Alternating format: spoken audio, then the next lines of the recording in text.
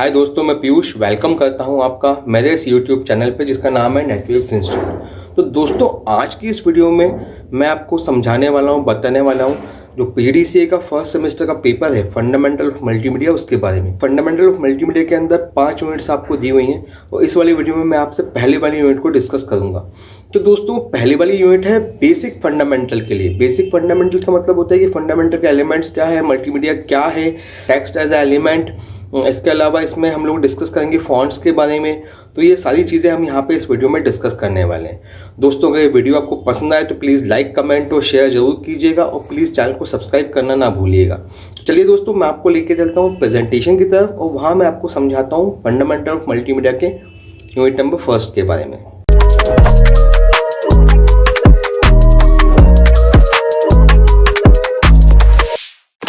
दोस्तों, अब मैं हूँ प्रेजेंटेशन पे और यहाँ पे मैं आपको बताऊंगा फंडामेंटल्स ऑफ मल्टीमीडिया के बारे में। तो दोस्तों, यहाँ जैसे अपन लोग आते हैं तो ये देखिए, ये तो पहली बात तो ये कि इलेक्टिव नंबर 2 का पेपर है जिसमें अपने पास 2 पेपर्स दिए हुए हैं। एक है फंडामेंटल ऑफ मल्टीमीडिया और दूसरा है VB.NET। तो VB.NEट के वीडियोज़ तो मैं पहले ही यहाँ पर डाल चुका हूँ। अगर आपने वीडियोज़ नहीं देखे हैं या आपने VB.NEट को चूज़ किया है तो आप उनको जाके देख सकते हैं। और दोस्तों, अभी मैं स्टार्ट करने वाला हूँ फंडामेंटल ऑफ मल्टीमीडिया के बारे में। तो दोस्तों, ये इसका आपके स्क्रीन पे दिख रहा होगा, ये सिलेबस है आपका। इसमें दिया हुआ इंट्रोडक्शन टू मल्टीमीडिया, मल्टीमीडिया की डेफिनेशंस के बारे में, कॉन्सेप्ट्स के बारे में, नीड क्या है, एरिया ऑफ यूज़ क्या है, डेवलपमेंट प्लेटफॉर्म्स क्या है, इसके अलावा एलिमेंट्स क्या है। तो ये सभी चीज़ें मैं इस वीडियो में आपसे डिस्कस करने वाला हूँ। तो चलिए दोस्तों, टाइम वेस्ट नहीं करते हैं और सीधा शुरू करते हैं इंट्रोडक्शन टू मल्टीमीडिया के बारे में। अब दोस्तों, सबसे पहले तो मैं आपको बताऊंगा मल्टीमीडिया होता क्या है। तो दोस्तों, डेफिनेशन और कॉन्सेप्ट्स के हिसाब से मल्टी का मतलब होता है बहुत सारे और मीडिया का मतलब होता है इन्फॉर्मेशन या संचार के माध्यम। तो जब हम बहुत सारे मीडिया को कंबाइन कर लेते हैं तो वो हमारा मल्टीमीडिया कहलाता है। अब इसको अगर मैं डिफ़ाइन करूँ तो मैं इस तरह से डिफ़ाइन कर सकता हूँ कि हम कई मीडिया के स्वरूप, जैसे कि टेक्स्ट हो गया, ऑडियो हो गया, अपना इमेजेस हो गई, वीडियो हो गया, एनिमेशन हो गया, इन सबको अगर किसी एक प्रेजेंटेशन पे या किसी एक प्लेटफॉर्म पे कंबाइन करते हैं तो उसको मल्टीमीडिया कहते हैं। और दोस्तों, मल्टीमीडिया कॉम्बिनेशन होता है टेक्स्ट का, ऑडियो का, स्टिल इमेजेस का, एनिमेशन वीडियोज़ का और इंटरेक्टिविटी कंटेंट फॉर्म्स का।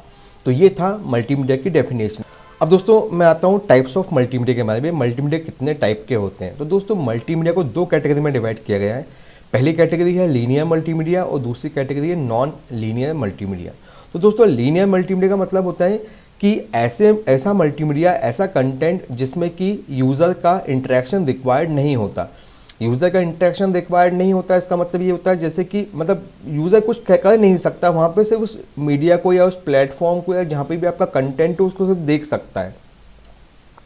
जैसे आपकी मूवीज़ होती हैं जिसमें क्या होता है कि यूज़र सिर्फ मूवीज़ को देख सकता है, ठीक है, उसमें कुछ अपना फीडबैक नहीं दे सकता। तो ये जितना भी है ये सब लीनियर मल्टीमीडिया के अंदर आता है। और दूसरा होता है दोस्तों नॉन लीनियर मल्टीमीडिया। तो दोस्तों, इस मल्टीमीडिया के अंदर यूज़र का इंटरेक्शन रिक्वायर्ड होता है। जैसे कंप्यूटर गेम्स हो गए, जब तक कंप्यूटर गेम में आप इनपुट नहीं दोगे, अपना इंटरेक्शन नहीं करोगे या कोई फीडबैक नहीं दोगे, तब तक वो कंटेंट आगे नहीं बढ़ेगा। तो ये जो होता है ये कहलाता है नॉन लीनियर मल्टीमीडिया। अब दोस्तों, मैं आता हूँ जो अगला है उसके एडवांटेजेस एंड डिसएडवांटेजेस के बारे में। तो मल्टीमीडिया के एडवांटेजेस क्या क्या होते हैं। तो सबसे पहले दोस्तों, मल्टीमीडिया क्या करता है, कंटेंट को इन्हांस करता है। कंटेंट को इन्हांस करता है मतलब कंटेंट का प्रभाव बढ़ाता है। इसके अलावा कंटेंट की क्वालिटी को और ऑडियो के अटेंशन को रिटेन करता है। ऑडियो के अटेंशन को रिटेन करता है मतलब क्या, जैसे कंटेंट अगर आपका सिर्फ टेक्स्ट में लिखा रहेगा तो ऑडियो जो आपकी जो भी आपका ऑडियंस है वो अट्रैक्ट नहीं होंगे। पर अगर उसी टेक्स्ट में आप इमेजेस को शामिल कर देंगे, आप ऑडियो को शामिल कर देंगे, आप वीडियो को इन्हांस कर देंगे, इमेजेस को डाल देंगे, तो आपका कंटेंट की जो क्वालिटी है वो इम्प्रूव हो जाएगी। अब दोस्तों, इसके अलावा मल्टीमीडिया का जो यूज़ है एजुकेशनल के अलावा इंटरटेनमेंट पर्पस के लिए भी यूज़ किया जा सकता है और बाकी लगभग सभी पर्पसेस के लिए आप इसको यूज़ कर सकते हैं। इसके अलावा दोस्तों ये है कि मल्टीमीडिया को ऑपरेट करना आसान होता है और ये क्विक होता है। मल्टीमीडिया कंटेंट आसानी से मॉडिफाई किया जा सकता है। इसके अलावा एंटरटेनमेंट के साथ इसको एजुकेशनल पर्पस के लिए, जर्नलिज्म के लिए, इंजीनियरिंग के लिए, सभी के लिए यूज़ किया जा सकता है। दोस्तों, ये थे मल्टीमीडिया के एडवांटेजेस। अब दोस्तों मैं आता हूँ डिसएडवांटेजेस के बारे में। तो दोस्तों क्या है कि जैसे अगर मल्टीमीडिया है आपका और वो नॉन इंटरेक्टिव है तो उसमें आप यूज़र का फीडबैक नहीं ले सकते। सेकंड जो है कि मल्टीमीडिया कंटेंट को बनाना थोड़ा कॉम्प्लेक्स होता है, टाइम कंज्यूमिंग भी रहता है ये। इसके अलावा जो मल्टीमीडिया है, अगर आप अपना कंटेंट को मल्टीमीडिया में इन्हांस करवाना चाहते हैं तो वो एक्सपेंसिव भी रहेगा आपके लिए। तो दोस्तों ये था disadvantages and advantages of multimedia. अब दोस्तों मैं आता हूँ नीड ऑफ मल्टीमीडिया, हमें मल्टीमीडिया की ज़रूरत क्यों है। तो दोस्तों हमें मल्टीमीडिया का रिक्वायरमेंट इसलिए है क्योंकि ये जो है ऑडियंस के अटेंशन को, एंगेजमेंट को बढ़ाता है। जैसे अगर आपका कंटेंट मान लीजिए टेक्स्ट रहेगा तो आपके ऑडियंस इतने अट्रैक्ट नहीं होंगे, उनको हो सकता है अटेंशन भी पे ना करें। पर आप उसी कंटेंट के अंदर अगर मान लीजिए मल्टीमीडिया को इंक्लूड कर देते हैं, आप कुछ इमेजेस डाल देते हैं, कुछ आप वीडियोस डाल देते हैं, कुछ आप ऑडियो डाल देते हैं, तो आपके ऑडियंस को अटेंशन भी पे रहेगी और आपके ऑडियंस इंगेज भी होंगे। अगर आपको अपनी बात कहनी है तो अगर आप सिंपल टेक्स्ट में अपनी बात लिखेंगे तो वो कम्युनिकेशन प्रॉपर नहीं होगा। लेकिन अगर उसी बात को आप मल्टीमीडिया के माध्यम से कहेंगे, मतलब उसके अंदर अगर आप टेक्स्ट को, विजुअल्स को, साउंड्स को या वीडियो को डाल देंगे तो आपका कम्युनिकेशन प्रॉपर रहेगा और लोग अट्रैक्ट भी होंगे। बेटर रिटेशन, दोस्तों ये स्टडीज़ से प्रूव हुआ है कि जो हम लोग पढ़ते हैं उसका हमको सिर्फ 30% याद रहता है, पर जो हम लोग देखते हैं उसका हमको 50 to 60% याद रहता है। मल्टीमीडिया का यूज़ करके अपने कंटेंट को लोगों को ज़्यादा देर तक याद रखवा सकते हैं और वो ज़्यादा इफेक्टिव भी होता है।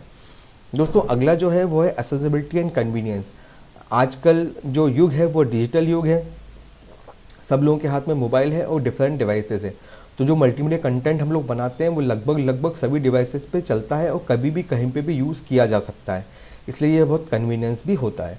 तो दोस्तों ये था मल्टीमीडिया, नीड ऑफ मल्टीमीडिया। अब दोस्तों चलते हैं अगले टॉपिक की तरफ, application and area of use. कहाँ कहाँ पे हम लोग मल्टीमीडिया का यूज़ कर सकते हैं। तो दोस्तों लगभग सभी जगह आप मल्टीमीडिया का यूज़ कर सकते हैं। जैसे कि सबसे पहला जो यूज़ है वो है एजुकेशन एंड ई लर्निंग। आजकल आप देख रहे हैं सारे ऑनलाइन कोर्सेज आ रहे हैं, सारे ट्यूटोरियल्स आ रहे हैं। जैसे कि इसमें सारे ट्यूटोरियल्स में वीडियोज़ होती हैं, एनिमेशंस होते हैं, इंटरेक्टिव क्विज होते हैं जो सीखने को, जो लर्निंग को बहुत आसान बनाते हैं और स्टूडेंट इसमें एंगेज भी रहता है और उनको इंटरेस्ट भी आता है। तो मल्टीमीडिया का यूज़ एजुकेशन और ई लर्निंग में किया जाता है। इसके अलावा दोस्तों जो अगला है वो है एंटरटेनमेंट। दोस्तों बिना मल्टीमीडिया के मूवीज़ और टेलीविज़न पॉसिबल नहीं है। जितने भी टीवी शोज़ हैं, फिल्म्स हैं, जो भी आपकी मूवीज़ हैं, उसके अंदर जो है वीडियो और साउंड का कॉम्बिनेशन रहता है, स्पेशल इफेक्ट रहता है जो मूवी को अट्रैक्टिव बनाता है और उससे ऑडियंस भी इंगेज होती है। बिना मल्टीमीडिया के वीडियो गेम्स भी पॉसिबल नहीं है। तो दोस्तों अगला फील्ड जहाँ पर मल्टीमीडिया यूज़ किया जाता है वो है एडवर्टाइजमेंट एंड मार्केटिंग। दोस्तों आप भी जानते हैं कि जो भी एड्स आजकल आते हैं, जो इंस्टा पे एड्स चलते हैं, फेसबुक पे ऐड चलते हैं, जो टीवी पे ऐड चलते हैं, वो बिना एनिमेशन के, बिना ऑडियो के, बिना वीडियो के उसकी पॉसिबिलिटी नहीं है। तो इसका यूज़ जो है एडवर्टाइजमेंट और मार्केटिंग में भी किया जाता है। दोस्तों अगली एप्लीकेशन है वो है हेल्थ केयर। तो दोस्तों हम इंटरेक्टिव 3D मॉडल्स की मदद से मेडिकल प्रोफेशनल को ट्रेन कर सकते हैं और दोस्तों ये सब कुछ होता है मल्टीमीडिया की मदद से। दोस्तों इसके अलावा हम पेशेंट को एनिमेशन वीडियोस के माध्यम से, इन्फोग्राफिक्स के माध्यम से ये बता सकते हैं कि आपको किस तरह का चेकअप रिक्वायर्ड है, किस तरह की बीमारी आपको हुई है और उसके ट्रीटमेंट्स क्या क्या हैं। तो ये सभी जो यूज़ होता है, सारी चीज़ें मल्टीमीडिया की हेल्प से ही यूज़ होती हैं। दोस्तों अगला जो है वो बिज़नेस एंड कॉर्पोरेट का एरिया है। इसमें दोस्तों जो कॉर्पोरेट ऑफिसर्स हैं वो अपने एम्प्लॉयज़ को ट्रेन कर सकते हैं स्लाइड्स के माध्यम से, एनिमेशन के माध्यम से और वीडियोस के माध्यम से, और अपने कम्युनिकेशन को बढ़ा सकते हैं। ये लोग ट्रेनिंग और डेवलपमेंट भी कर सकते हैं जिसमें e learning modules, video tutorials और इंटरेक्टिव सिमुलेशन शामिल है। और दोस्तों ये कुछ भी बिना मल्टीमीडिया के पॉसिबल नहीं है। अगला जो एप्लीकेशन है दोस्तों वो है कम्युनिकेशन सोशल मीडिया। अब दोस्तों अपन जैसे जानते हैं यूट्यूब है, टिकटॉक है, फेसबुक है, इंस्टा है, ये सभी हैवीली मल्टीमीडिया का यूज़ करते हैं। बिना मल्टीमीडिया के इनका चलना पॉसिबल ही नहीं है।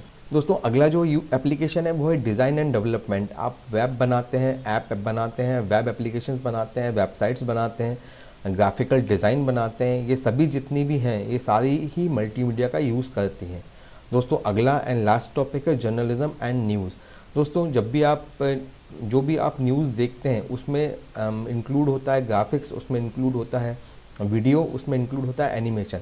अगर आप ये सब इंक्लूड नहीं करेंगे तो वो न्यूज़ बोर लगेगी। तो इसलिए जर्नलिज्म एंड न्यूज़ में भी मल्टीमीडिया का यूज़ किया जाता है, और ये भी एप्लीकेशन है मल्टीमीडिया का।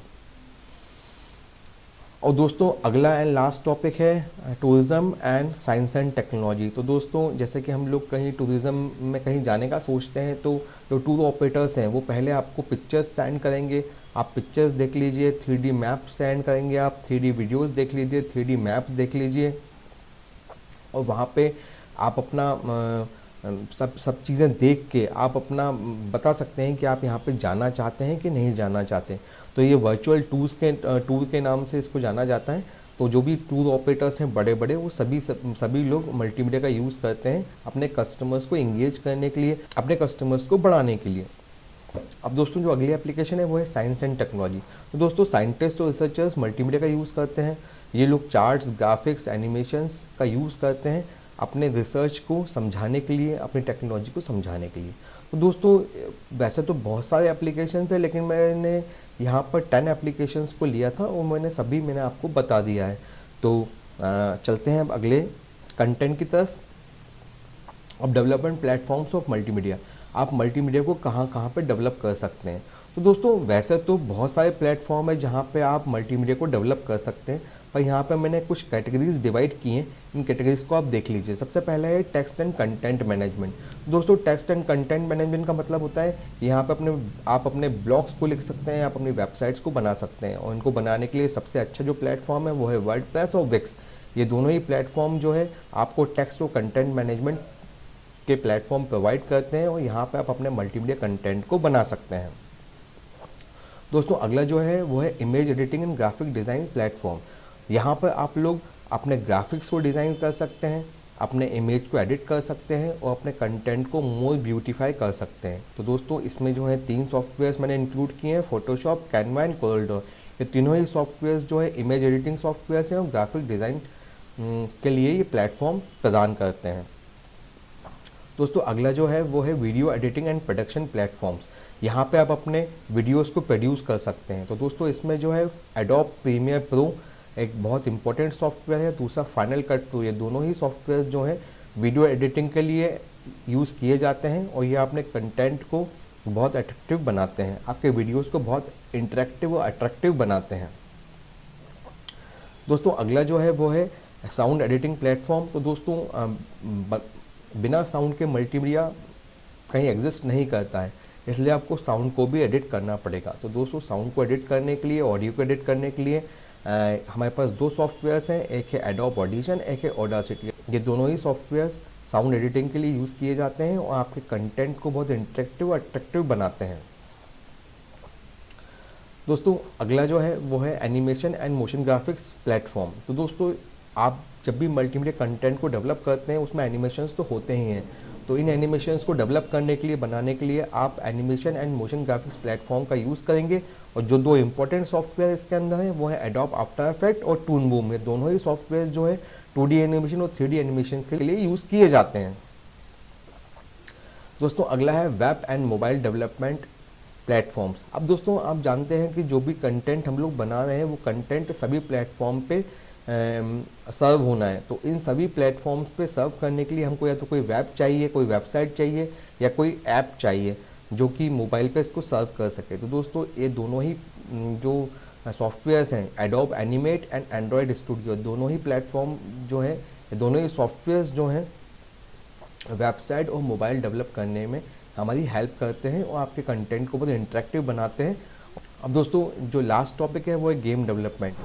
कि आप भी जानते हैं कि आजकल लगभग गेम सभी लोग यूज़ करते हैं, गेम खेलते हैं। तो ये जो है आप मल्टीमीडिया कंटेंट को गेम डेवलपमेंट से भी यूज़ कर सकते हैं। जैसे कि अगर कोई आपको गेम बनाना हो तो आप यहाँ पे यूज़ करेंगे गेम मेकर स्टूडियो और गोडॉट। ये दोनों ही सॉफ्टवेयर जो हैं गेम डेवलपमेंट में आपकी हेल्प करते हैं। अब दोस्तों जो अगला है वो है cloud platform for media storage and collaboration. अब दोस्तों हमने कंटेंट तो बना लिया, पर उसको कहीं ना कहीं रखना पड़ेगा, और रखना पड़ेगा मतलब इसको आपको इंटरनेट पे रखना पड़ेगा अगर आपको इसको सभी प्लेटफॉर्म पे सर्व करना है। तो दोस्तों मल्टीमीडिया कंटेंट जब भी बनता है तो वो हमेशा ज़्यादा जगह लेता है। स्टोरेज उसकी ज़्यादा होती है। तो यहाँ पे आप ऑनलाइन प्लेटफॉर्म्स का यूज़ कर सकते हैं अपने कंटेंट को रखने के लिए। दोस्तों इसके अंदर है Google drive, drop box, one drive, ये कुछ सॉफ्टवेयर्स हैं जो कि आपको ऑनलाइन मीडिया स्टोरेज के लिए ऑप्शंस प्रोवाइड करते हैं। अब दोस्तों मैं आता हूँ अगले टॉपिक के ऊपर जो है मल्टीमीडिया एलिमेंट्स। तो दोस्तों वो एलिमेंट्स जो मल्टीमीडिया का कंटेंट बनाने में हमारी हेल्प करते हैं, हम उनको मल्टीमीडिया एलिमेंट्स कहते हैं। तो दोस्तों इन मल्टीमीडिया एलिमेंट्स में टेक्स्ट है, ऑडियो है, पिक्चर्स है, वीडियो है, एनिमेशन है और इंटरेक्टिविटी फॉर्म्स है। तो दोस्तों ये सभी के सभी जो है मल्टीमीडिया एलिमेंट्स हैं। अब चलिए सबसे पहले डिस्कस करते हैं टेक्स्ट के बारे में। अब दोस्तों जैसे कि आप जानते हैं कोई भी कंटेंट बिना टेक्स्ट के अधूरा है। आप अपनी जानकारी को प्रेजेंट करने के लिए, अपनी जानकारी को देने के लिए टेक्स्ट का यूज़ करते हैं। दोस्तों ये जो कंटेंट है मल्टीमीडिया का, ये सबसे कम स्पेस लेता है मल्टीमीडिया कंटेंट के अंदर। और दोस्तों ये बहुत एसेंशियल है, अगर आपको इन्फॉर्मेशन को प्रेजेंट करना है तो आप टेक्स्ट के रूप में ही प्रेजेंट करेंगे। और दोस्तों इसको आप अपने विचारों को व्यक्त करने के लिए, अपने आइडियाज़ को देने के लिए, अपने ऑडियंस को अट्रैक्ट करने के लिए टेक्स्ट का इस्तेमाल कर सकते हैं। तो ये बहुत इंपॉर्टेंट मल्टीमीडिया एलिमेंट है। अब दोस्तों अगला जो एलिमेंट है वो है ऑडियो। अब दोस्तों ऑडियो के अंदर कोई भी फाइल जो कि म्यूज़िक फाइल है या कोई भी साउंड है वो ऑडियो के अंदर इंक्लूड की जा सकती है। दोस्तों ये किसी भी तरह का ऑडियो हो सकता है गाने हो सकता है बैकग्राउंड म्यूज़िक हो सकता है कोई आपने किसी को नोट दिया हो, ये ऑडियो नोट भी हो सकते हैं। और दोस्तों जो भी आपका मल्टीमीडिया कंटेंट रहेगा, चाहे वो प्रेजेंटेशन हो, चाहे वो आपका कोई भी फाइल हो, वो ऑडियो बहुत इंपॉर्टेंट पार्ट को प्ले करती है। दोस्तों ऑडियो को प्ले करने के लिए बहुत सारे ऑडियो प्लेयर्स अवेलेबल है मार्केट में, जैसे VLC प्लेयर हो गया, रियल प्लेयर हो गया, विंडोज़ मीडिया प्लेयर हो गया। आप इनकी हेल्प से ऑडियो कंटेंट को अपने PC पे या अपने फ़ोन पे रन कर सकते हैं। तो दोस्तों ये बहुत इम्पोर्टेंट एलिमेंट है मल्टीमीडिया कंटेंट का। अब दोस्तों अगला एलिमेंट जो है वो है पिक्चर। तो दोस्तों अपन पिक्चर्स क्या डिनोट करते हैं? तो दोस्तों एक 2 डायमेंशन स्क्रीन को हम पिक्चर्स कह सकते हैं। ये पिक्चर्स 2 डायमेंशन हो सकती है, 3 डायमेंशन हो सकती हैं। अगर आप स्टैचू को यूज़ कर रहे हैं या होलोग्राम का यूज़ कर रहे हैं तो ये पिक्चर जो है 3 डायमेंशन होगी, और आप सिंपल अगर पिक्चर का यूज़ कर रहे हैं तो ये पिक्चर जो है 2 डायमेंशन होगी। दोस्तों आप अपने कंटेंट के अंदर पाई चार्ट्स, ग्राफ्स, पेंटिंग्स आदि को इंक्लूड कर सकते हैं और ये सभी पिक्चर्स की कैटेगरी में आती हैं, सभी इमेजेस की कैटेगरी में आती हैं। अब दोस्तों इमेजेस को आप अपनी बात को कहने के लिए एक इफेक्टिव वे में पिक्चर्स का यूज़ कर सकते हैं। दोस्तों पिक्चर के वेरिएट फॉर्मेट्स होते हैं, जैसे JPEG, PNG, GIF आदि। इसमें किसी भी फॉर्मेट, जो भी आपका कंटेंट है, जो भी आपकी रिक्वायरमेंट है, उस कंटेंट के हिसाब से आप पिक्चर्स का चुनाव कर सकते हैं और अपने कंटेंट में उसको इंक्लूड करा सकते हैं। दोस्तों अगला जो कंटेंट है वो है वीडियो। अब दोस्तों वीडियो कोई भी ऐसा मटेरियल है जिसको आपने कहीं से शूट किया हो, किसी कैमरा से शूट किया हो, किसी मूवी कैमरा से शूट किया हो, किसी मोबाइल से शूट किया हो। तो कोई भी ऐसा कंटेंट, कोई भी ऐसी फाइल जो कहीं पे शूट हुई हो और जो एडिटेड नहीं है, उसको हम वीडियो की कैटेगरी में रखते हैं। दोस्तों ये एक बहुत इम्पॉर्टेंट पार्ट प्ले करता है मल्टीमीडिया कंटेंट के अंदर। ये ऑडियो को अट्रैक्ट करता है, आपके विचारों को अच्छे से व्यक्त करने में आपकी हेल्प करता है। और दोस्तों ये जो है पिक्चर्स के जो मल्टीमीडिया कंटेंट है उसमें जो ऑडियंस है उसके मूड को भी प्रभावित करता है। अगर कंटेंट अच्छा रहेगा, वीडियो अच्छा रहेगा तो व्यूअर्स का जो मूड है वो उससे प्रभावित होता है। तो ये बहुत इंपॉर्टेंट पार्ट प्ले करता है मल्टीमीडिया कंटेंट के अंदर। दोस्तों इसके फाइल फॉर्मेट्स भी बहुत सारे होते हैं, जैसे MP4 हो गया, AVI हो गया। अब किसी भी तरह की फ़ाइल जो भी आपकी नेसेसिटी है उसके हिसाब से किसी भी तरह की फ़ाइल का उपयोग करके अपने मल्टीमीडिया कंटेंट की क्वालिटी को बढ़ा सकते हैं। और दोस्तों ये बहुत कम समय में आप बहुत ज़्यादा चीज़ें एक्सप्रेस करने की कैपेबिलिटी रखता है। तो दोस्तों ये जो कंटेंट है वीडियो, ये बहुत कम समय में बहुत ज़्यादा इन्फॉर्मेशन को एक्सप्रेस कर सकता है, तो इसके अंदर ये कैपेबिलिटी है। तो ये था हमारा video as a multimedia element. अब दोस्तों जो अगला एलिमेंट है वो है एनिमेशन। अब दोस्तों एनिमेशन भी एक तरह का जो है वीडियो ही होता है।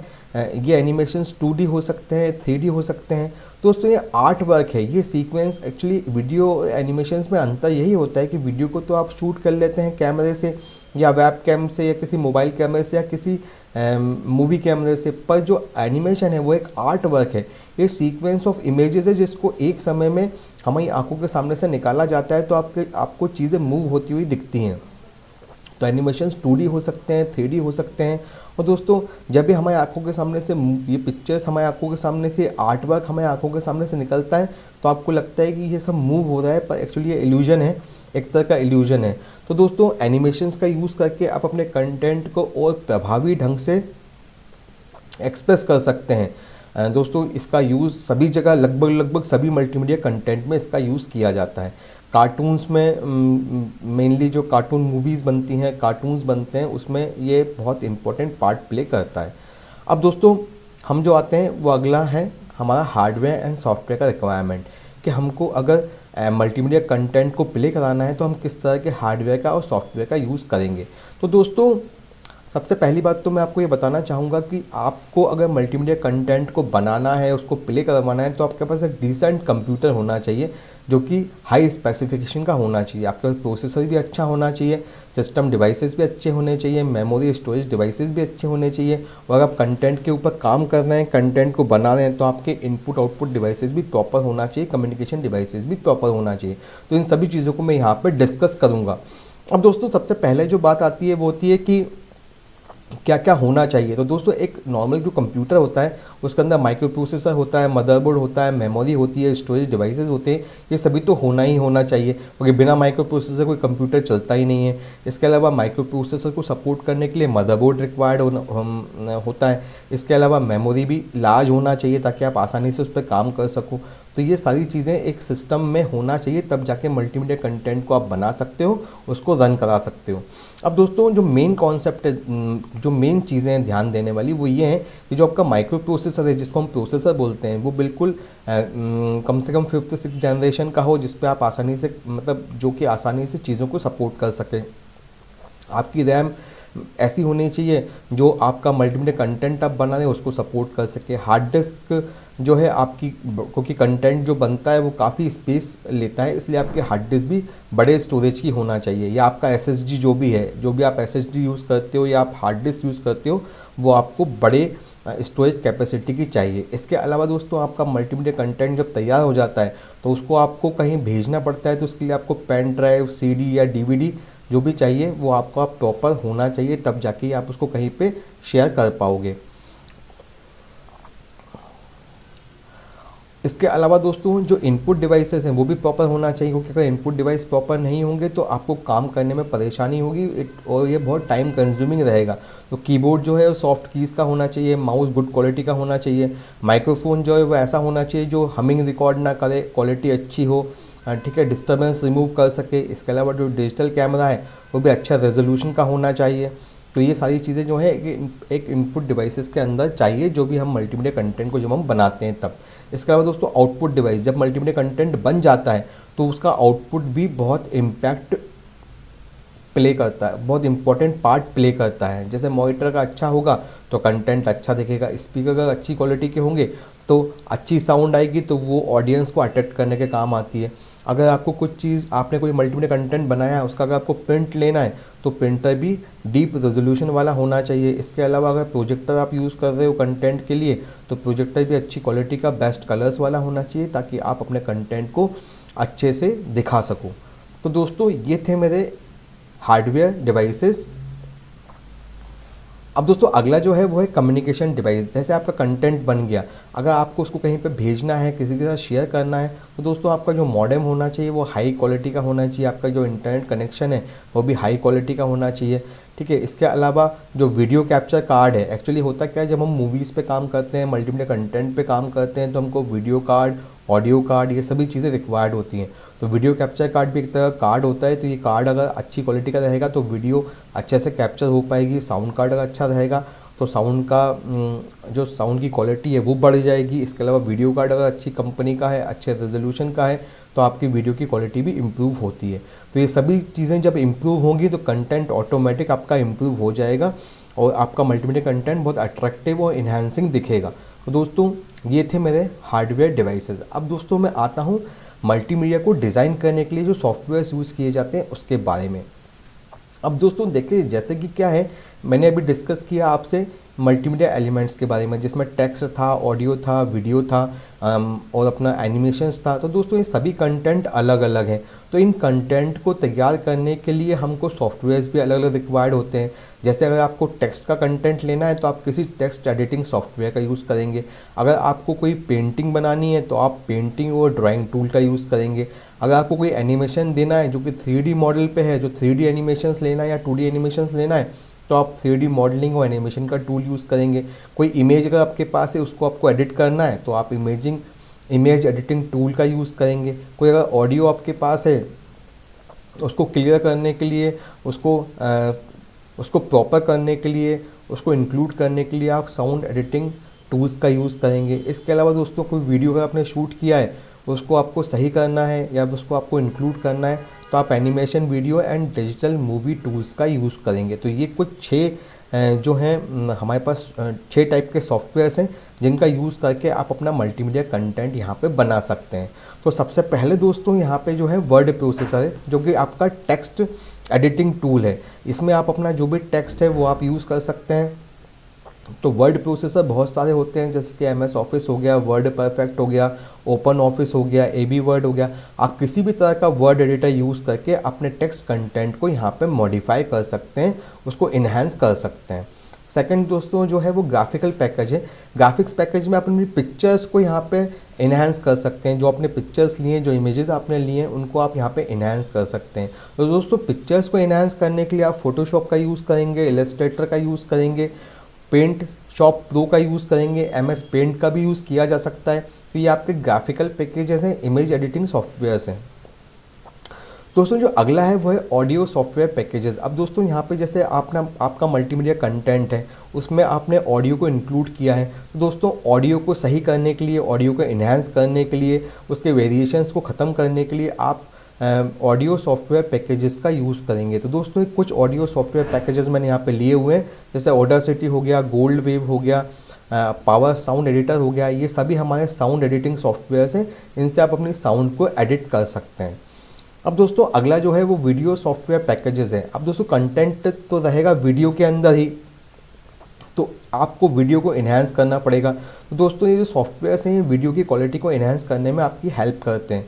अब दोस्तों सॉफ्टवेयर वैसे तो बहुत टाइप के आते हैं, लेकिन मैंने कुछ छाट के सॉफ्टवेयर्स यहाँ पे लिए हुए हैं, जैसा कि प्रीमियर हो गया, iMovie हो गया, सोनी वेगास मूवी स्टूडियो हो गया, विंडोज़ मूवी मेकर हो गया। ये सभी जो सॉफ्टवेयर्स हैं ये वीडियो एडिटिंग सॉफ्टवेयर हैं। इनकी हेल्प से आप अपने वीडियो को एडिट कर सकते हैं, उसको इन्हांस कर सकते हैं और अपने कंटेंट को इम्प्रेसिव बना सकते हैं। दोस्तों इसके अलावा जो है एनिमेशन सॉफ्टवेयर्स हैं। तो दोस्तों एनिमेशन सॉफ्टवेयर्स 2 टाइप के आते हैं, तो 2D एनिमेशंस होता है, 3D एनिमेशंस हो गया। तो ये दोनों ही आप जो भी एनिमेशन ले रहे हैं अपने कंटेंट के अंदर, उन दोनों एनिमेशंस के आधार पे आप कोई भी सॉफ्टवेयर का चुनाव कर सकते हैं। जैसे 2D एनिमेशंस में टून बूम है, फ्लिप बूम है, फ्लैश है, ये सभी सॉफ्टवेयर्स आपके 2D एनिमेशन सॉफ्टवेयर्स हैं। और 3D एनिमेशन में आप माया का यूज़ कर सकते हैं, ब्लेंडर का यूज़ कर सकते हैं, 3D स्टूडियो मैक्स का यूज़ कर सकते हैं। तो यह जो है 3D एनिमेशंस आपको डिज़ाइन करके दे देगा। तो दोस्तों ये आपके कंटेंट को अट्रैक्टिव बनाएगा और आपके कंटेंट को इन्हांस करेगा। दोस्तों अगला जो सॉफ्टवेयर है वो है CD DVD बर्नर। अब वैसे तो दोस्तों CD और DVD आउट हो गई है, लेकिन अगर आपको कंटेंट कहीं पर लेके जाना है, किसी के साथ शेयर करना है, तो आप पेन ड्राइव से, CD से या DVD से यूज़ कर सकते हैं। तो आपको DVD के अंदर अगर आपको DVD के अंदर डेटा को राइट करना है तो आप DVD CD बर्नर का यूज़ करेंगे, जिसके अंदर न्यूरो बर्निंग रोम बहुत अच्छा सॉफ्टवेयर होता है। अब दोस्तों जो अगला है वो वेब पब्लिशिंग पैकेजेस है। जो भी कंटेंट आप है उसको सबसे अच्छा तरीका है शेयर करने का कि आप उसको वेबसाइट पे रख दीजिए या फिर आप किसी भी सोशल मीडिया प्लेटफॉर्म पे उसको शेयर कर दीजिए। तो दोस्तों अगर आपको अपने कंटेंट को वेब पे रखना है या वेब पे पब्लिश करना है तो आपके पास बहुत सारे सॉफ्टवेयर्स हैं, जैसे कि एडोब हो गया, एडोब ड्रीमवीवर हो गया, ब्लॉगर हो गया, एम्यूज़ हो गया, ये सारे सॉफ्टवेयर जो हैं आपके वेब पब्लिशिंग सॉफ्टवेयर हैं, जिसकी हेल्प से आप अपने मल्टीमीडिया कंटेंट को वेब पे रख सकते हैं। वेब पे रखने के साथ ही आपका कंटेंट पॉपुलर हो जाएगा। तो दोस्तों इसलिए आपको वेब पब्लिशिंग पैकेजेस की रिक्वायरमेंट होती है। अब दोस्तों अगला जो टॉपिक है वो है टेक्स्ट एज मल्टीमीडिया एलिमेंट। अब दोस्तों जैसे हम टेक्स्ट को पहले भी डिस्कस कर चुके हैं, तो यहाँ पे उन्होंने स्पेशल एक अपना जो सिलेबस है उसमें अलग तरीके से दिया हुआ था text as a multimedia element, तो उसको मैं थोड़ा सा एलोबरेट कर रहा हूँ। तो दोस्तों ये सबसे सिंपल फॉर्म है डेटा का, और आपके कंटेंट का सबसे सिंपल फॉर्म है, और ये सबसे कम मेमोरी का यूज़ करता है। दोस्तों ये होता है वर्ड्स के फॉर्म में, सेंटेंस के फॉर्म में, पैराग्राफ के फॉर्म में, और आपके आइडियाज़ को कम्युनिकेट करता है और आपकी ऑडियंस को अट्रैक्ट करता है। दोस्तों ये जो है कोई मैसेज देने के लिए, किसी एक पर्टिकुलर कोई मैसेज देना है, आपके इमोशंस को एक्सप्रेस करना है, उसके लिए टेक्स्ट का यूज़ किया जाता है। दोस्तों ये सबसे कॉमन फॉर्म है इन्फॉर्मेशन डिलीवरी का। अब दोस्तों ये किस फॉर्म में हो सकता है? तो दोस्तों ये पेज टाइटल्स में आप इसका यूज़ कर सकते हैं। आप अपनी इन्फॉर्मेशन को मल्टीपल सेंटेंसेस में, पैराग्राफ्स में लिख सकते हैं। आप पिक्चर्स में जो लेबल हैं उसके अंदर आप इसका यूज़ कर सकते हैं। इसके अलावा दोस्तों कोई भी एप्लीकेशन अगर आपको रन कराना है, उसके आपको इंस्ट्रक्शंस देना है, तो इसके अंदर भी आप टेक्स्ट का यूज़ कर सकते हैं। तो दोस्तों ये था text as a multimedia element. अब दोस्तों टेक्स्ट के एलिमेंट्स क्या क्या होते हैं? तो दोस्तों टेक्स्ट के एलिमेंट्स होते हैं छोटा वाला अल्फ़ाबेट एंड बड़ा वाला अल्फ़ाबेट, ए से लेके जेड तक। अगर कैपिटल लेटर में लिखते हैं तो ये भी टेक्स्ट एलिमेंट है, स्मॉल लेटर्स में लिखते हैं तो भी ये टेक्स्ट एलिमेंट है। इसके अलावा दोस्तों नंबर्स 0 से लेकर 9 तक ये भी टेक्स्ट एलिमेंट के अंदर आते हैं। दोस्तों इसके अलावा स्पेशल कैरेक्टर्स जैसे कॉमा हो गया, फुल स्टॉप हो गया, एक्सक्लेमेशन मार्क हो गया, डॉलर का साइन हो गया, प्लस माइनस का साइन हो गया, ये सभी टेक्स्ट एलिमेंट के अंदर आते हैं। अब दोस्तों टेक्स्ट एलिमेंट को एक्चुअली दो टाइप में डिवाइड किया गया है, एक तो अनफॉर्मेटेड टेक्स्ट, एक है फॉर्मेटेड टेक्स्ट, एक है हाइपर टेक्स्ट। तो दोस्तों वैसे तो मेन दो ही हैं, unformatted text and formatted text. Hyper text तो वेब के लिए यूज़ किया जाता है। तो दोस्तों अनफॉर्मेटेड टेक्स्ट का मतलब होता है बिल्कुल प्लेन टेक्स्ट, जिसमें कोई फॉर्मेटिंग नहीं करके रखी हुई है, सिंपल आपने लिख दिया। तो नोटपैड पे जो भी कंटेंट आप लिखते हो वो सारा अनफॉर्मेटेड टेक्स्ट आता है, जिसके अंदर कोई भी फॉर्मेटिंग नहीं होती। या वर्ड के अंदर कोई भी आपने कंटेंट लिखा है जिसके अंदर आपने किसी भी प्रकार की फॉर्मेटिंग नहीं की है, तो वो प्लेन टेक्स्ट कहलाती है। अब इसके अलावा दोस्तों जो सेकंड है वो है फॉर्मेटेड टेक्स्ट, इसको अपन रिच टेक्स्ट भी बोलते हैं। अब दोस्तों जैसे आपने कोई कंटेंट है उसके अंदर आपने फॉर्मेटिंग कर दी, उसके अंदर टेबल्स इंक्लूड कर दिए, उसके अंदर इमेजेस को इंक्लूड कर दिया, तो ये सारी चीज़ें जो हैं, ये आपका जो पूरा कंटेंट है ये फॉर्मेटेड टेक्स्ट की कैटेगरी में आएगा। इसके अलावा दोस्तों जो हाइपर टेक्स्ट है, अब दोस्तों हाइपर टेक्स्ट क्या होता है? जो आपका नॉर्मल टेक्स्ट है फॉर्मेटेड और अनफॉर्मेटेड, वो नेट पे जो है एक्सेस करने में उसकी कैपेबिलिटी नहीं है, तो उसको एक स्पेशल फॉर्म में कन्वर्ट किया जाता है, जिसको हम हाइपर टेक्स्ट बोलते हैं, जो इंटरनेट पे आसानी से सभी प्लेटफॉर्म्स पे आसानी से उपलब्ध रहता है। तो ये हमारे हाइपर टेक्स्ट की कैटेगरी में आता है। तो हमारा जो टेक्स्ट है, हमारा जो मल्टीमीडिया कंटेंट है, हम उसको किसी भी फॉर्म में लिख सकते हैं। आप उसको फॉर्मेटेड टेक्स्ट में भी ले सकते हैं, आप अनफॉर्मेटेड टेक्स्ट में भी ले सकते हैं, आप उसको हाइपर टेक्स्ट में भी ले सकते हैं। ये डिपेंड करता है आपकी नेसेसिटी और आपकी रिक्वायरमेंट और आपके कंटेंट की रिक्वायरमेंट के। अब दोस्तों मैं आता हूँ अगले टॉपिक के ऊपर, जो है ऑब्जेक्ट लिंकिंग एंड एम्बेडिंग। अब दोस्तों ऑब्जेक्ट लिंकिंग एंड एम्बेडिंग ये दोस्तों बहुत इंपॉर्टेंट टॉपिक है इस यूनिट का, और लगभग सभी ईयर्स में इसको पूछा गया है। अब दोस्तों ये एक्चुअली होता क्या है? तो दोस्तों सबसे पहले तो ये कि ये एक ऐसी टेक्नोलॉजी है जिसको माइक्रोसॉफ्ट ने डेवलप किया। इस टेक्नोलॉजी की हेल्प से आप एप्लीकेशंस, एक एप्लीकेशन या एक डॉक्यूमेंट के अंदर दूसरी एप्लीकेशन या दूसरे डॉक्यूमेंट को ओपन कर सकते हैं।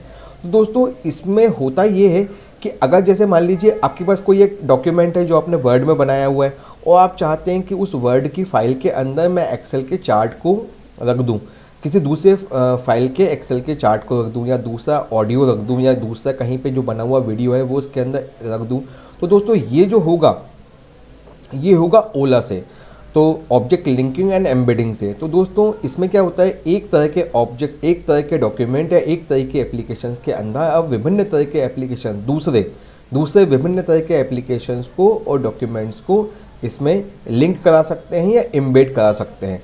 अब दोस्तों इससे ये होता है कि आप विभिन्न तरह के कंटेंट को एक ही मीडिया के अंदर, एक ही कंटेंट के अंदर देख सकते हैं, और वो सारी चीज़ें जो हैं एक ही जगह आपको देखने के लिए मिल जाएंगी।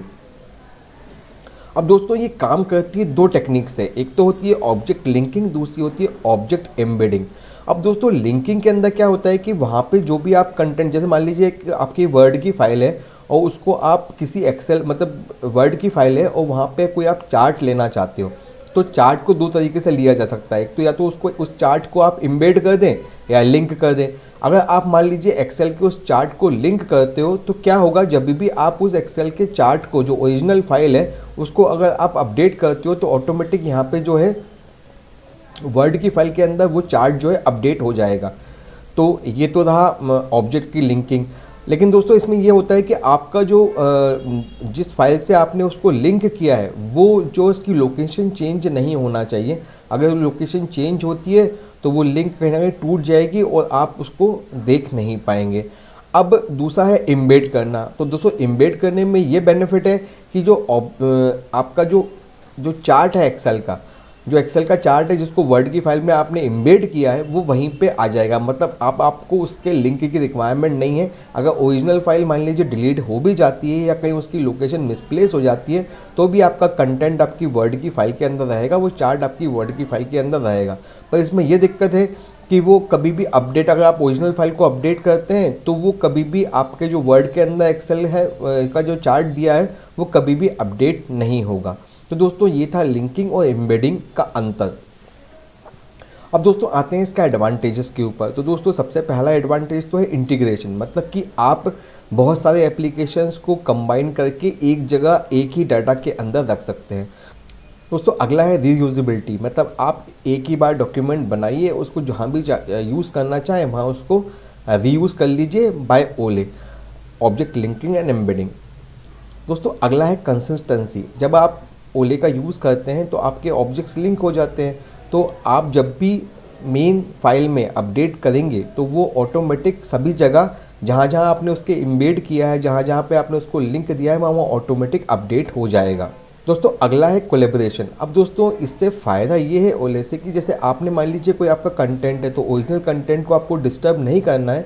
जो कंटेंट आपने लिंक या इम्बेड किया है उसी कंटेंट को चेंज करके आप अपने कंटेंट को अट्रैक्टिव बना सकते हैं और आपको जो ओरिजिनल कंटेंट है उसको डिस्टर्ब करने की रिक्वायरमेंट नहीं है। तो दोस्तों ये कुछ एडवांटेजेस थे ऑब्जेक्ट लिंकिंग एंड एम्बेडिंग के। अब दोस्तों मैं आता हूँ डिसएडवांटेजेस के ऊपर। तो दोस्तों डिसएडवांटेज में सबसे बड़ा डिसएडवांटेज तो है फाइल साइज, क्योंकि जब भी हम ऑब्जेक्ट को इम्बेड करते हैं तो क्या होता है उसका फाइल साइज़ काफ़ी बड़ा हो जाता है। जैसे मान लीजिए हमारी कोई 10 MB की वीडियो है और हमारा 1 MB का हमारा वर्ड की फाइल है। अगर हम उस वर्ड की फाइल में उस 10 MB की वीडियो को इम्बेड करेंगे तो वो ऑटोमेटिक हमारा फाइल साइज़ काफ़ी बड़ा हो जाएगा। दूसरा डिसएडवांटेज है फाइल डिपेंडेंसी। मान लीजिए अगर कोई ऑब्जेक्ट आप लिंक करते हो और मान लीजिए उसकी लोकेशन चेंज होती है और फाइल डिलीट हो जाती है तो वो फाइल जो है वो जो लिंक आपने यहाँ पे ओले के थ्रू क्रिएट किया है वो कभी भी ओपन नहीं होगा, वो लिंक ब्रेक हो जाएगा। तो दोस्तों अगला डिसएडवांटेज है कॉम्पेटिबिलिटी का।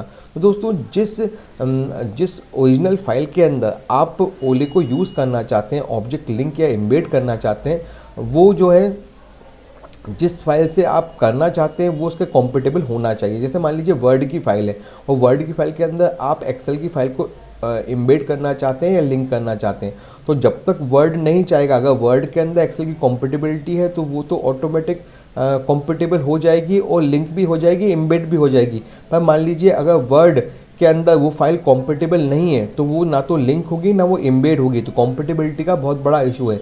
इसका एग्जांपल मैं आपको बताता हूँ। जैसे मान लीजिए कोई कोल्डो की फाइल है, अब कोल्डो की फाइल को आप वर्ड की फाइल के अंदर इम्बेड करना चाहते हैं तो वो नहीं होगी क्योंकि वर्ड कोल्डो के कॉम्पेटिबल नहीं है। तो कॉम्पेटिबिलिटी का इशू हमेशा आता है। तो दोस्तों ये कुछ डिसएडवांटेज थे ओले के। अब दोस्तों मैं आता हूँ अगले टॉपिक फ़ॉन्ट्स के ऊपर। तो दोस्तों फ़ॉन्ट्स क्या होते हैं? तो दोस्तों जैसे कि आप लोग जानते हैं कि आपने वर्ड भी यूज़ किया होगा, एक्सेल यूज़ किया होगा, तो वहाँ पे जो भी आप टाइप करते हो वो पर्टिकुलर किसी फ़ॉन्ट में होता है। तो मतलब हम ये कह सकते हैं कि हमारी जो लिखने की स्टाइल है वो फ़ॉन्ट कहलाती है। अब दोस्तों ये फ़ॉन्ट्स करते क्या है मल्टीमीडिया में? तो दोस्तों ये बहुत इंपॉर्टेंट एलिमेंट है मल्टीमीडिया का, वो बहुत क्रूशल पार्ट है। दोस्तों करते क्या है ये आपके मूड को कन्वे करते हैं। दोस्तों ये मूड कन्वे करने के साथ साथ एक थीम को इस्टेब्लिश करते हैं और रीडेबिलिटी को भी अफेक्ट करते हैं।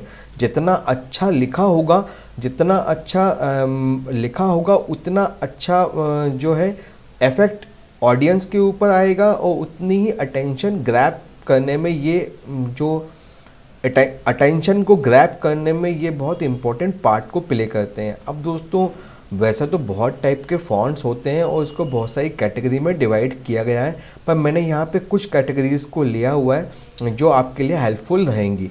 अब दोस्तों जैसे कि यहाँ पे लिया है मैंने शाइन शेरिफ फॉन्ट्स। तो दोस्तों ये शेरिफ फॉन्ट्स जो हैं ये शेरिफ इसलिए कहे जाते हैं क्योंकि इनके एंड में एक शेरिफ्स होते हैं, स्मॉल लाइन्स होती हैं, मतलब ये जब भी ख़त्म होते हैं तो एक स्मॉल लाइन फॉर्म करते हैं। तो दोस्तों ये जो है ट्रेडिशनल फॉन्ट्स होते हैं, इनको फॉर्मल में और प्रोफेशनल तरीके से भी यूज़ किया जा सकता है। दोस्तों इनका जो मेन यूज़ है वो है प्रिंटेड मटेरियल्स में, जैसे बुक्स हो गई, न्यूज़पेपर हो गए। और दोस्तों इसका जो एग्जांपल है वो है न्यू टाइम्स रोमन जो है वो शेरिफ फॉन्ट है, जॉर्जिया जो है वो शेरिफ फॉन्ट्स हैं। इसके अलावा जो गारामॉन्ड है ये आपका शेरिफ फॉन्ट है। तो ये सभी जो फॉन्ट्स हैं ये सारे शेरिफ फॉन्ट्स हैं। इन फॉन्ट्स में स्मॉल लाइंस होती हैं इनके एंडिंग्स में, और इनका यूज़ जो किया जाता है वो प्रिंटेड मटेरियल्स में, न्यूज़ में, वेबसाइट्स में या प्रोफेशनल या एकेडमिक डॉक्यूमेंट्स में किया जाता है। अब दोस्तों आते हैं अगला जो फॉन्ट है वो है सैंस शेरिफ फॉन्ट्स। अब दोस्तों ये सैंस शेरिफ फॉन्ट भी शेरिफ फॉन्ट की फैमिली से ही आता है, परंतु इसमें शेरिफ जो है वो मिसिंग होता है, मतलब जो आपकी स्मॉल लाइंस है। देखिए मैंने यहाँ पे दिया भी हुआ है नीचे फोटोज़, जो आपको मैंने इमेज दी हुई है इसमें यहाँ पे मैंने दिया हुआ ये जो है शेरिफ लगे हुए हैं इसके अंदर, और यहाँ पे ये जो है ये शाइन शेरिफ फॉन्ट में शेरिफ जो है मिसिंग है, यहाँ पे भी मिसिंग है, ए में भी ये मिसिंग है। तो दोस्तों ये बहुत क्लीन फॉन्ट होते हैं, ठीक है, मॉडर्न होते हैं, और इनका जो यूज़ किया जाता है वो वेबसाइट में, ऐप्स में, लोगोज़ में किया जाता है। अब दोस्तों जो इसका एग्जांपल है वो है एरियल, हेलेबिटा, रोबोटो, फ्यूचरा, ये इसके मेन एग्जांपल्स हैं, ये इसकी फैमिली में आते हैं। अब दोस्तों जो अगली कैटेगरी है वो है स्लैब शेरिफ फॉन्ट्स की। तो दोस्तों ये जो है ये फॉन्ट शेरिफ फॉन्ट्स ही हैं, पर ये शेरिफ फॉन्ट्स से थोड़े से थिकर होते हैं, थोड़े से मोटे होते हैं, थोड़े से मतलब जो है इनकी जो मोटाई होती है जो अक्षरों की वो थोड़ी सी अधिक होती है, बोल्डर होती है। तो दोस्तों जब ये इनकी जो मोटाई होती है, अगर ये बोल्ड होते हैं जो शेरिफ फॉन्ट्स हैं, तो ये क्या है कि अट्रैक्शन ग्रैबिंग फॉन्ट्स होते हैं, और इनको जो यूज़ किया जाता है वो हेडलाइंस में, ब्रांडिंग में, लोगोज़ में, पोस्टर्स में इनका यूज़ किया जाता है। इसके जो मेन एग्जांपल्स हैं वो है रॉकवेल, कोरिया, ये इसके मेन एग्जांपल्स हैं। और इसके अलावा मैंने कुछ फॉन्ट्स यहाँ पे साइड में भी लिए हुए हैं, राइट हैंड साइड पे आप इनको देख सकते हैं। ये स्क्वायर है, ये ब्लंट है अपना। तो दोस्तों ये कुछ फॉन्ट्स लिए हुए हैं, इन फॉन्ट्स का यूज़ हम लोग कर सकते हैं, और ये सारे जो है हमारे स्लैब शेरिफ फॉन्ट्स की कैटेगरी में आते हैं। अब दोस्तों जो अगला फॉन्ट है वो स्किप फॉन्ट। तो दोस्तों ये जो स्किप फॉन्ट होते हैं ये लिखावट की नकल करते हैं, मतलब जैसे हम लोग लिखते हैं कॉपी में उसी की नकल के आधार पे ये फॉन्ट को बनाया गया है। और दोस्तों ये जो है बहुत सुंदर होते हैं, और ये व्यक्तिगत स्पर्श को व्यक्त करने के लिए यूज़ किए जाते हैं। अब व्यक्तिगत स्पर्श का मतलब क्या हो गया, जैसे ये हिंदी में यहाँ पर लिखा हुआ है व्यक्तिगत स्पर्श व्यक्त करने के लिए इनका उपयोग किया जाता है। तो मतलब किसी को अगर आप पर्सनल कोई लेटर लिखना चाहते हैं और पर्सनली उससे कुछ अपना आइडिया शेयर करना चाहते हैं, अपने जो विचार व्यक्त करना चाहते हैं, तो उसमें आप इसके फॉन्ट्स का यूज़ कर सकते हैं। दोस्तों ये फॉर्मल भी हो सकते हैं, कैजुअल भी हो सकते हैं। और दोस्तों जो इनका यूज़ है वो वेडिंग कार्ड्स में, पार्टीज़ में, पर्सनल लेटर्स में, लोगोज़ में, ब्रांडिंग्स में और डेकोरेटिव हेडिंग्स में इनका यूज़ किया जाता है। दोस्तों ये जो इसके मेन जो एग्जांपल हैं वो है ब्रश स्क्रिप्ट, डांसिंग स्क्रिप्ट। अब दोस्तों जो अगला फॉन्ट है वो है डिस्प्ले फॉन्ट। तो दोस्तों ये जो डिस्प्ले फॉन्ट है ये हाईली स्टाइलिश फॉन्ट्स होते हैं, ये साइज़ में बहुत बड़े होते हैं। इनका यूज़ अक्सर हेडलाइंस में और पोस्टर्स में किया जाता है। और दोस्तों इनकी मेन जो उद्देश्य है वो ये है कि ये आई कैचिंग होना चाहिए, इसलिए जब ये आई कैचिंग है क्योंकि ये बोल्ड है, बड़े हैं, इसलिए आई कैचिंग है।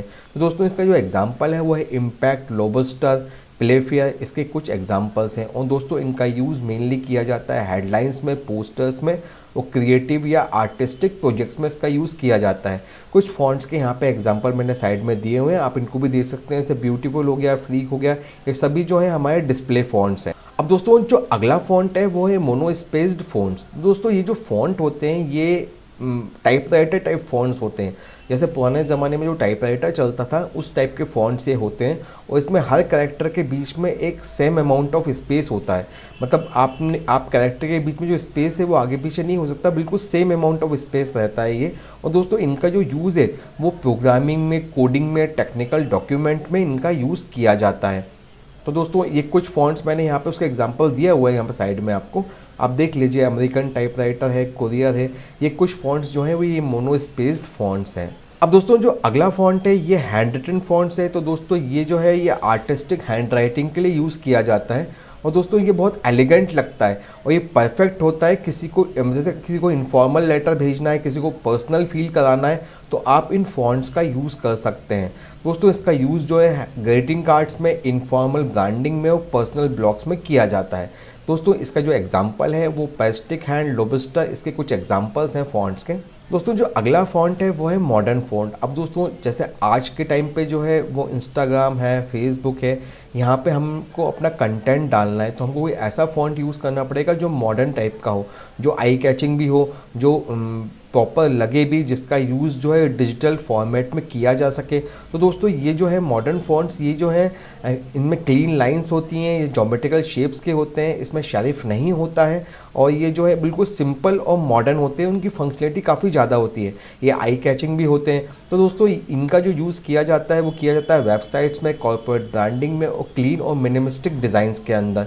दोस्तों जो इसके एग्जाम्पल हैं वो है गोथम, प्रोक्सिमा, नोवा, ये कुछ फ़ॉन्ट्स हैं जो इसकी कैटेगरी में आते हैं। दोस्तों जो लास्ट टॉपिक है वो है डेकोरेटिव फ़ॉन्ट्स का। अब दोस्तों जैसे नाम से ही है ये डेकोरेटिव, तो ये जो है हाईली डेकोरेटिव फ़ॉन्ट्स होते हैं और बोला हाईली स्टाइलिश्ड होते हैं, और ये अनयूजुअल डिज़ाइंस होती हैं इसके अंदर।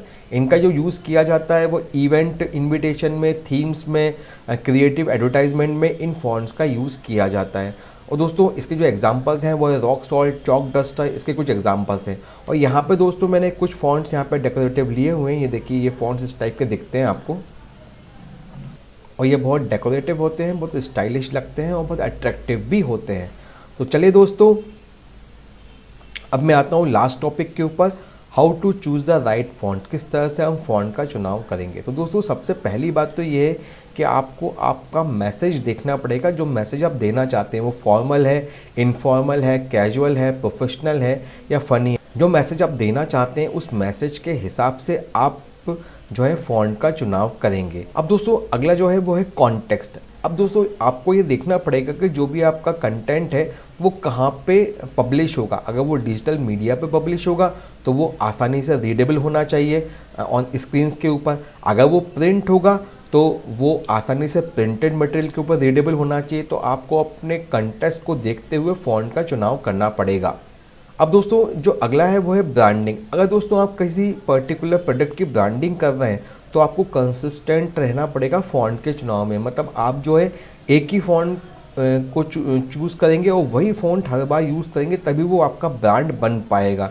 तो दोस्तों आपको ये देखना पड़ेगा कि आपका टारगेट ऑडियंस क्या है, क्या वो देखते हैं, क्या वो चाहते हैं, और वैसा ही आपको वहाँ पे फ़ॉन्ट को चूज़ करना पड़ेगा। और ये ब्रांडिंग में बहुत इम्पॉर्टेंट बात होती है कि आपको कंसिस्टेंट रहना पड़ेगा फ़ॉन्ट के चुनाव में। दोस्तों अगला है वो है लीजिबिलिटी। इसका मतलब होता है कि जो फ़ॉन्ट आप चूज़ करेंगे वो रीडेबल होना चाहिए हर साइज़ में, तो किसी भी साइज़ में, अगर छोटे से छोटे साइज़ में भी रीडेबल होना चाहिए और डिफरेंट प्लेटफॉर्म्स के ऊपर है तब भी वो रीडेबल होना चाहिए। तो लीजिबिलिटी भी बहुत इंपॉर्टेंट फैक्टर है फ़ॉन्ट को चुनने के लिए। तो दोस्तों ये कुछ फैक्टर्स थे जिसमें आप अपने फ़ॉन्ट का चुनाव कर सकते हैं। ये था मेरा सेशन जिसमें मैंने आपको बताया मल्टीमीडिया ऑफ एलिमेंट्स के बारे में। इसकी पहली यूनिट मैंने यहाँ पर डिस्कस करी है। दोस्तों अगर आपको कुछ डाउट होता है तो आप कमेंट सेक्शन में मुझसे पूछ सकते हैं।